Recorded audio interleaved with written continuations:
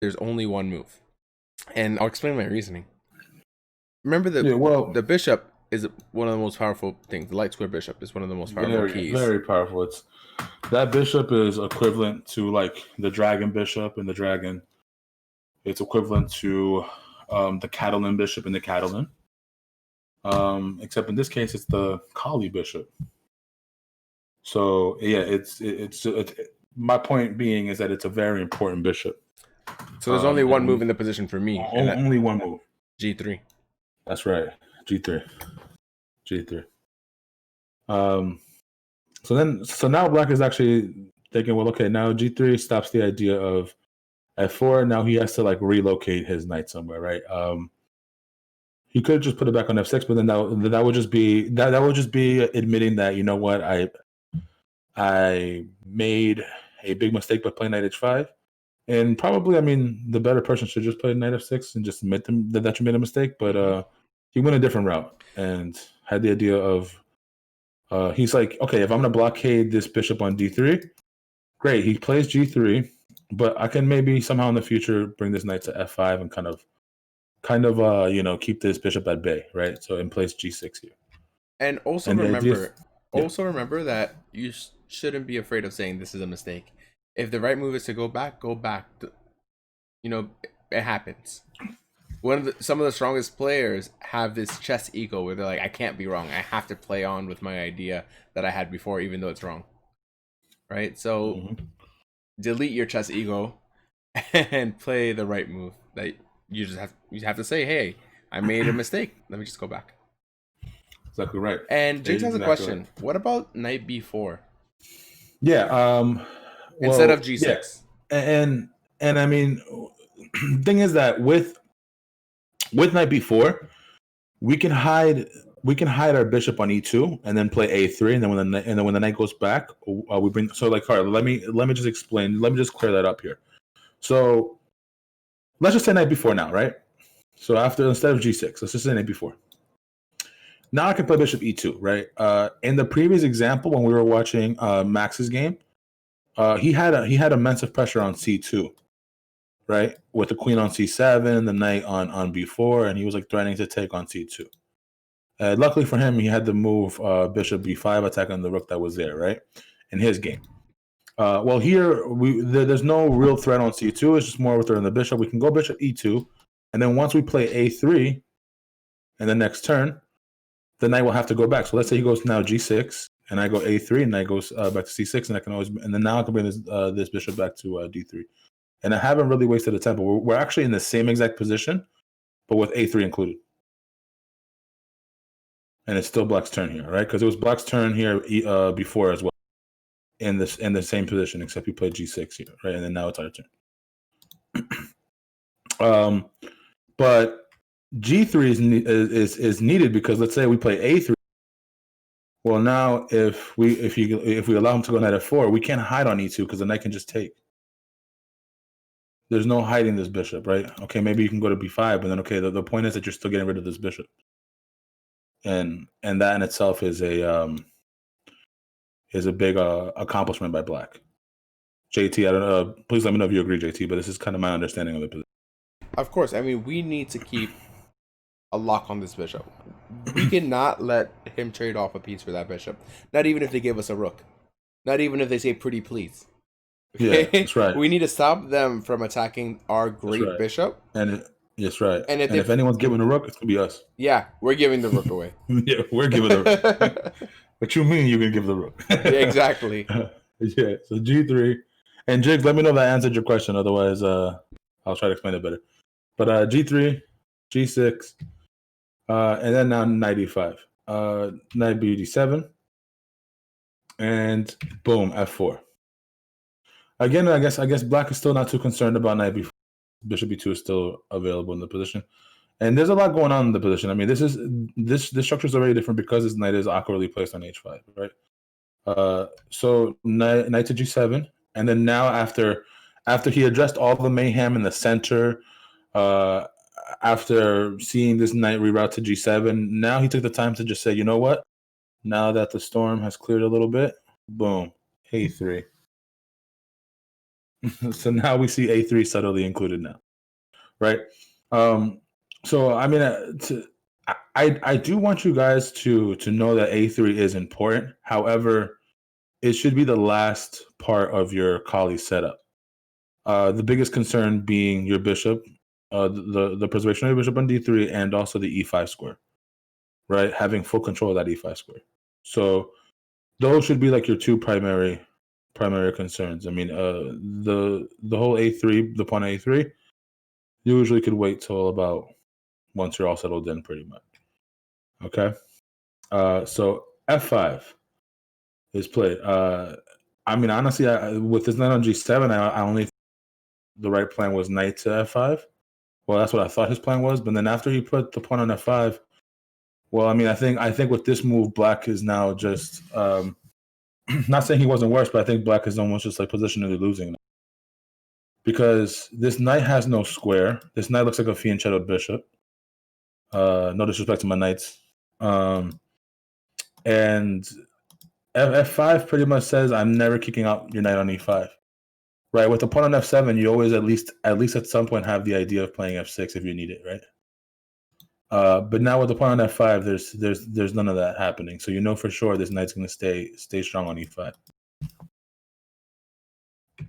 Queen e2, bishop e8.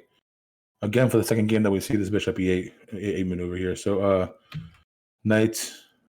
Well, now that again, so like this knight before was eyeing down e4. There's no knight on f6. If the knight was on f6, then we would have to find a better plan than knight f3 because we don't want to allow this knight to go to e4 comfortably. But because it's not there, again, we can repurpose our pieces. So just knight f3. Rook c8. And, well, here, I mean, okay, what should be the long... So, actually, this is an important question here. So, the position is definitely better for white here. White definitely has the hold in the position. However, we need to create a plan, a long-term plan, not a short-term plan, but a long-term plan. So where should our play take place here? And I guess my question is, how should white continue long-term? What should be the idea for white here?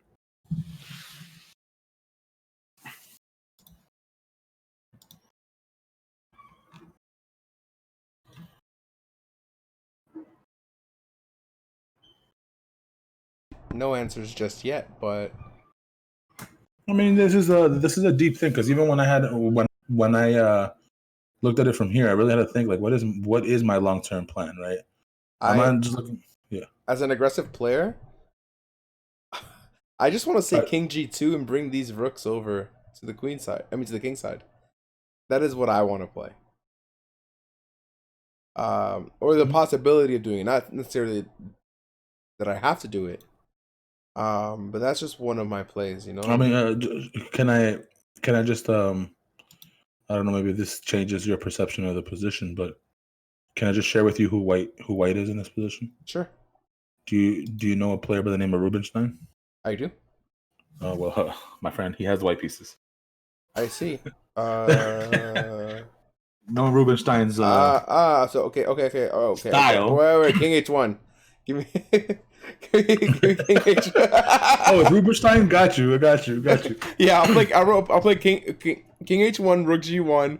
I'll play in the Rubinstein fashion. Rubinstein, that's it. That's all you need to know sometimes. Yeah. That's all you need to know. Because if this was like anyone else, like more for your tall, h4, h5 is coming quick, heavy. Mm-hmm. Yeah. No, but yeah. So the long-term idea, well, okay. I mean, if you look at the position, right? It seems like the most awkward file, I guess you could say, in the position is this G file. Because the knight's on the G file, it doesn't cover any of this. Like if this were again a bishop, the dark squares would be better defended, right? So if we can get this G file opened up, we're gonna see a very hurt dark square weaknesses here, right? But we need to first open up this G file. So Rubinstein's long-term idea was just like JT said, because JT's a GM. King h1. But Rubinstein always looks like this. Yeah. King h1. So black goes h6 to stop the knight from going to g5. Rubinstein says, okay, your idea is to play g5. So he takes, he's a positional masterclass, this guy. So he goes queen e3. Let me respond to the g5 threat. I'm attacking, but I still have to respond to my opponent's threat, right? So white can't just be oblivious to like, oh yeah, he's playing h6. Let me just go for my attack. We still have to respond to any kind of counter chances that black is trying to get, right? So queen e3, bishop e7. Now it is very clear that he's playing g5 no matter what. He's like, playing g5, man. I don't know about you, but I'm playing g5, right? So Rubinstein says you want to play in the g5. Well, baby, that's what I want to do too. Rook g1, which is now now we see the purpose of king h1, right? And this is this is actually really important. Like the timing of this is actually just right. So after g5, okay, well, we want to open up the g file, but we can't force black to take on f4. Black doesn't have to take on f4. So how can we guarantee the opening of this g file? And again, if we just simply take, then I mean we're not opening the g file. It's actually now black that might have potentially like an f file break in. Mm-hmm. Who knows, right? So how do we guarantee the opening of this g file? Just a reminder, it's Rubinstein. I mean, I know what he's gonna play. There's only one move in the position to open up the G file. Of course, you always know the answers. Well, I mean, I wanted to play King G2. So I don't have all the answers, but well, until you knew it was Rubinstein, then you were like, oh yeah. Oh yeah. Once I knew it was Rubinstein, then it's easy. G4 exactly. Play G4. Is that right? Yep. G4 never hurt anybody. G4. But you know what did hurt? B4. Before, but also C4. Oh, yeah, that's true. Yeah, C4 hurts a little bit. Because it exploded on you? Yeah, that's why we don't play it. That's funny. I know. So G4. So G takes F4. Yeah. And if, let's say, F takes G4 instead, that was a pretty cool pawn switch, right? Guys, don't be confused. Oh, yeah, you see of that? course. You see that effect? That is crazy. That is called magic right there, guys. No, I'm kidding. That's called sleight of pawn. A sleight of pawn? Yeah. No, I'm kidding. Now, let's just say if black takes on G4, we're going to actually take on G5. And this is a really nice tactical idea that Rubinstein had. Wait, pawn takes G5. Why don't we take with the knight? What? Take the pawn with the knight. Pawn with the knight? Oh, because we actually want we want him to open the G file up so we can get a pin on this knight on G. I see. Okay. So like if we take with knight, then there's still a pawn on G4. Fair enough. So after takes on F3, now pawn takes H6, and we see this really. I have a question. What if they don't take at all and they play like knight F5? That's the reason I wanted to play takes. So like let's say here knight F5. If you're saying here knight F5? Yeah. Can I? You know that. Can I take it? Well, I mean, I can probably just take on H7 on like here and here, no? Like here it takes. E you want to take a rook? Yeah, E captures. E takes H6. And maybe like you can take the king H7. You know. Yeah, your knight is good, but then also my pawns are pretty good. But I'm up a whole piece too, though. I mean, I have compensation for sure. Are you up a whole piece? Yeah. No. Well, No, it's 3-3. Hold on. Oh no. Yeah, that's right. I mean, but I am slightly. Rookie one is knight C6. Like let's say like king H8 or something, or king H7. I think black has a lot to play for because you're already threatening to take on F3. Your bishops are decently strong. King H7. I mean, I know this is not the point of the lesson, right? The point is no, of course. Right, it's tough to make progress and yeah. I mean, I think it's definitely still difficult to play as well, but on knight. So let's go back. Yeah. So on knight captures G4. This is the idea. So knight captures G4. Yeah. Captures. Yeah.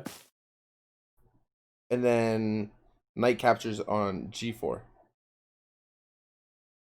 Okay. But maybe it doesn't make sense. Maybe we should just capture on G4 first. Is that playable? Let's go back. Let's go back all the way and let's play knight captures Capture G4. knight G4 first, Yeah, I think so, right?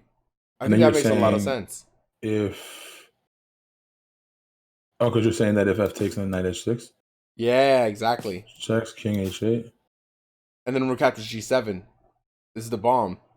Oh, this is a lot of spicy dice. I mean, it's a lot of spiciness. I love it, but you know, I love spicy food. Yeah, no, this is a lot But of I mean, spice here. this is And then definitely. when king captures rook G1. Yeah. This or even queen G1 is good, no? Or rook G1, whichever. No, because we want to play queen captures Rook E6. E6, yeah. Rook E6, yeah. All right, anyways, that wasn't the point, but yeah, we solved it. That's why they No, can't yeah. play I mean, this is it. yeah. But Rubinstein's note was that he was gonna go apparently with if G takes, he was gonna go for this. Got it, But got it, got it. I wondered maybe if he had like something else in mind. Maybe It is Rubinstein. You kind of have to trust the man a little bit, a little bit, not a lot but of it. not a lot of it. But okay, but that didn't even happen. So he went G takes is what happened. So queen takes F4, and now bishop G5. And here's where the spice. I'm letting you guys know right now, hot sauce alert. It's coming. It's coming. So after bishop G5, knight takes G5. H takes G5. So it looks like already black has this nice little pawn duo going on, and like probably black can somehow break through on the king side for white, and white might feel some pressure, right?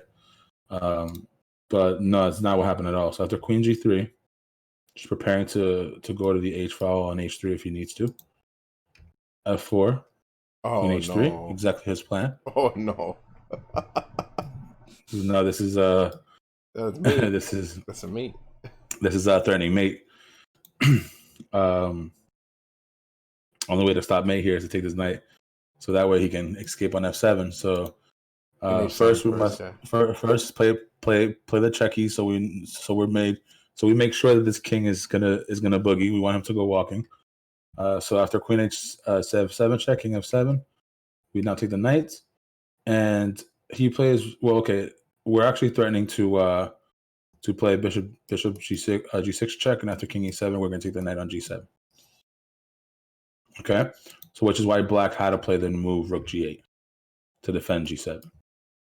And here, guys, put yourself in Rubinstein's position. You got this wonderful position. You almost look like you're mating here. Now you must make that very beautiful silent move. Silent, but it's like a silent. It's like a quiet killing move. You know what I mean? Just puts the nail in the coffin, but it's just quiet. It's not loud. It's not a sacrifice. It's not a heavy move, a loud move. It's just a silent, quiet move. Just a This was a tough one to come up with. Yeah, this is a very silent move Rubinstein came up with. Just a beautiful masterpiece by the man himself. Yeah, what do you guys think about this position? What would you play if you were white?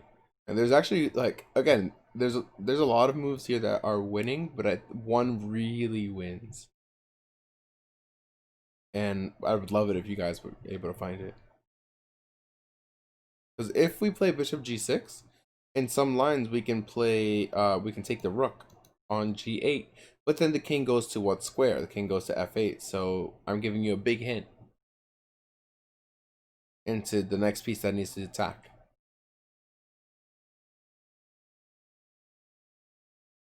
And then yeah, A4, exactly. A4.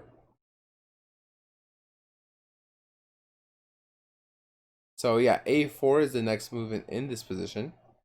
And if you are talking at these checkers, then we can't hear you. Oh, my bad. Can you hear me now? Yeah, we can hear you. All right, my bad. Yeah. So yeah, A4, and we can get this bishop now into the action.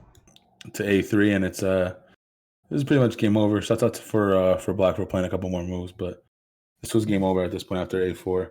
Yeah. B6, bishop A3 now. Just putting that mate threat on the board. Yeah, and the reason he played B6 was Or to play Well, one move, rook c5, right?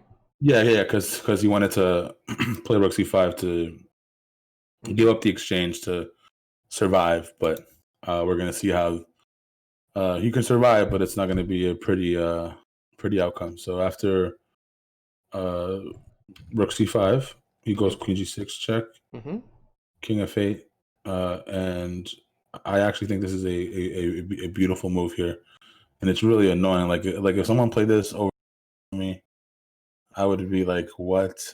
Like really?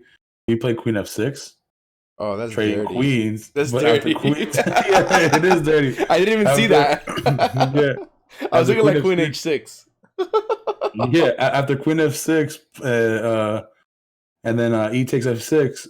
This knight is just completely trapped. And we still have the pin on c5. and we still have bishop takes c5 later.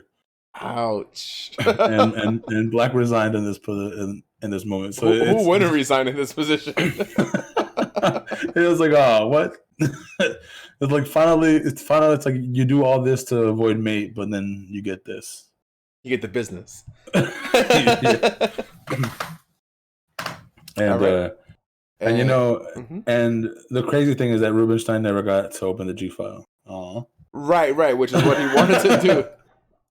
Which is what he wanted to do the whole time. He's like, oh man, never got. Now the king looks stupid on h1. Poor Rubinstein.